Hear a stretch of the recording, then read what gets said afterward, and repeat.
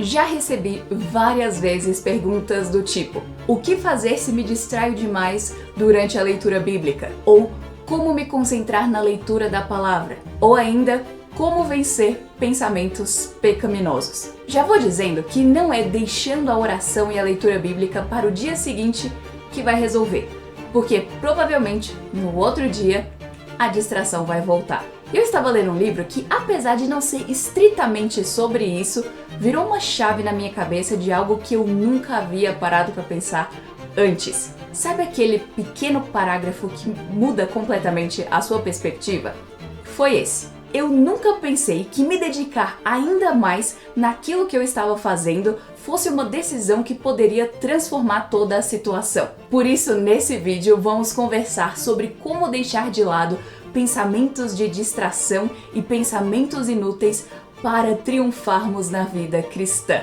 Uma das estratégias do inimigo das nossas almas é constantemente tentar nos impedir de servir ao Senhor Jesus com o nosso tempo e energia. Ele faz isso trazendo vários pensamentos de distração durante os nossos momentos de comunhão com Deus, principalmente quando estamos praticando a leitura bíblica, a oração e a meditação bíblica. E outra forma como Satanás tenta nos parar é nos sugerir de que fiquemos satisfeitos com a vida cristã. E isso a tal ponto que não nos preocupemos em orar, ler a Bíblia ou pensar em Deus ao longo do dia de forma intencional. Thomas Brooks pontuou isso em Resista ao Diabo, que é uma versão condensada do livro clássico Remédios Preciosos contra as Artimanhas do Diabo. E eu concordo com a Rosaria Butterfield, que disse que esse é um livro que todo cristão precisa ler, esse material. E em cada capítulo, Brooks explica o que significa as diferentes artimanhas de Satanás, como elas acontecem, por exemplo, como que Satanás tenta nos levar ao pecado, nos impedir de servir a Deus, roubar nossa alegria e muito mais. E uma pergunta: já aconteceu com você de estar lendo a Bíblia e de repente se lembrar de uma conversa trivial que você teve ontem e começar a pensar sobre como você poderia ter falado algo diferente, ter falado isso ao invés daquilo, e talvez durante a oração, quando está orando de forma mental, comece a fazer uma lista de compras para sua próxima ida ao mercado? Ou ainda você está tendo pensamentos doces sobre Deus e começa a se distrair com os objetos e decorações que estão no seu campo de visão? Isso acontece porque o inimigo das nossas almas tenta nos sugerir distrações para evitar o nosso serviço ativo a Deus. Seja o medo de conseguir orar corretamente, o cansaço, a indisposição de servir a Deus, a falta de ânimo para encontrar outros cristãos em reuniões ou no culto aos domingos, existem centenas de situações desse tipo. Ainda mais pode acontecer de Satanás sugerir pensamentos impróprios e pecaminosos em si como uma navalha dupla de distração e pecado. E em meio a esses ataques, o que devemos fazer? A primeira coisa é: cultive pensamentos maiores sobre Deus. Medite na glória de Deus, no esplendor, na majestade, na grandeza e na santidade do Senhor. Uma vez que essa é uma categoria de tentação, que é uma batalha que acontece em nossa mente, apenas fortalecendo sentimentos santos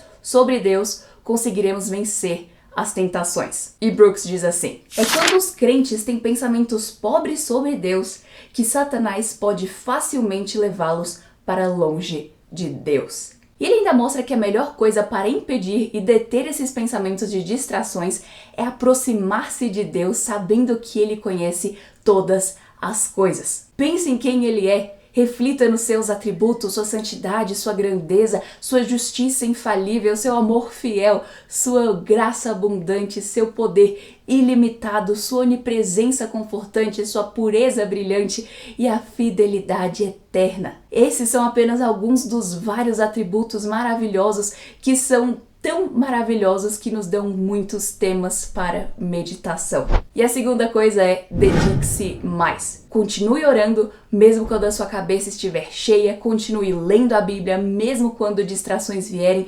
continue pensando em Deus mesmo quando pensamentos errados estejam perturbando.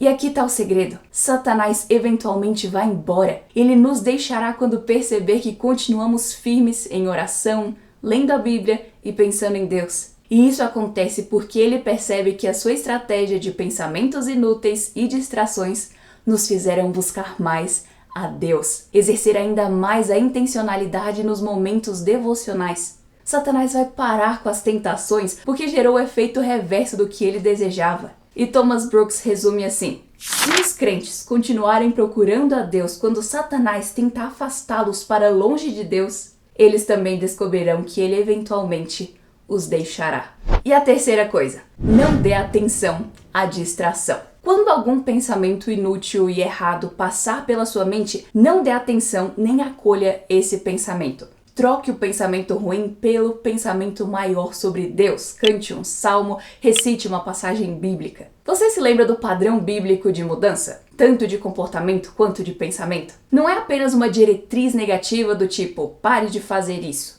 Mas o apóstolo Paulo, em Efésios 4, especialmente ali a partir do versículo 25, traz orientações preciosas acerca do processo de tirar uma coisa e colocar outra. Tire aquilo que é ruim, coloque aquilo que é bom. É um processo santificador de substituição. O objeto final é o aspecto positivo. Deixe a mentira, fale a verdade. Não roube, mas trabalhe. No capítulo 4 de Efésios, ele realmente dá vários exemplos sobre isso. Mas aplicando ao que nós estamos conversando aqui. Tire um pensamento ruim e coloque um pensamento santo e piedoso em seu lugar. Isso é um processo intencional e eficaz com o poder do Espírito Santo, aplicando a palavra de Deus. Podemos controlar nossos pensamentos e substituir os pensamentos. E para isso devemos acrescentar pensamentos maravilhosos sobre Deus. Rapidinho, já o vídeo vai voltar.